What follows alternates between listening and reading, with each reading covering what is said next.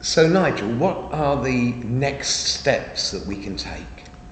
Okay, if I can rattle through some headline bullet points. Rattle on. They're probably a topic in themselves, but I'll just quickly skip through some. I think we need new places for new people on the agenda of every church, circuit, district meeting.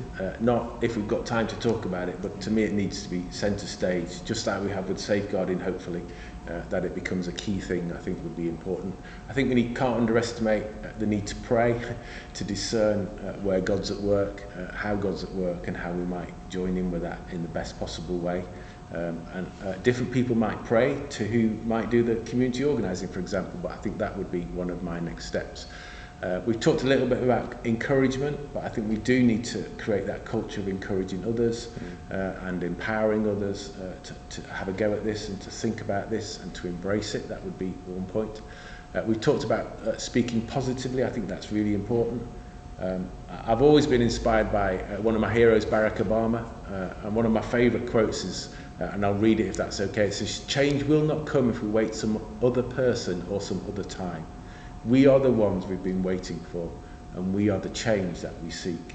And I think this is probably close to the last chance Methodism has, and if we can't make it work now, I suspect we may never make it work. So be the change, if you like. Winning hearts and minds, I think, is important, that we don't end up in big arguments about this, but that we do try to appeal to people to win over them, so that they're supportive of it in whatever way that might be.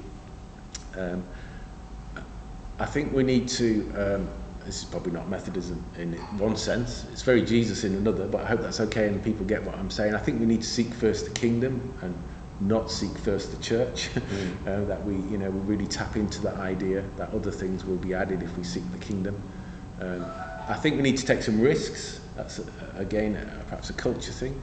Some things won't work. We need to be honest about that. It's okay to fail, then? I think it's okay to fail, yeah. The last thing I was involved in before lockdown, I think at best, there's a Church of England Methodist partnership in my area.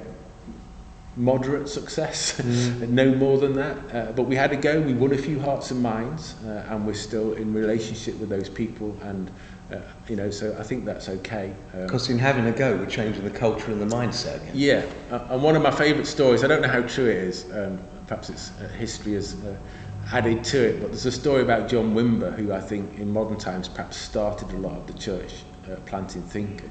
Apparently he went nuts in a team meeting because his team were all saying everything was going really well. And so he said, well, you're obviously not trying hard enough because you're not making enough mistakes and you're not failing enough. And I thought that was a really powerful story, that he really wanted to push it. And so I think, that failure is okay as long as we match that with responsibility and accountability.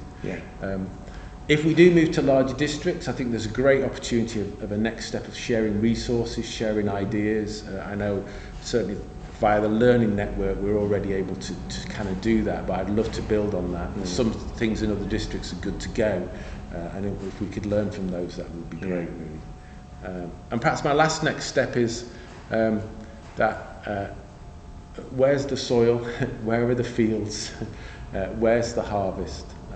And if we can sow right, sow plentifully, I think I am convinced by Jesus that while some things might not work and fall on poor ground, some will yield that 30, that 60 and that 100-fold harvest. And I think that's where I get excited, and that's what gets me out of bed in the morning.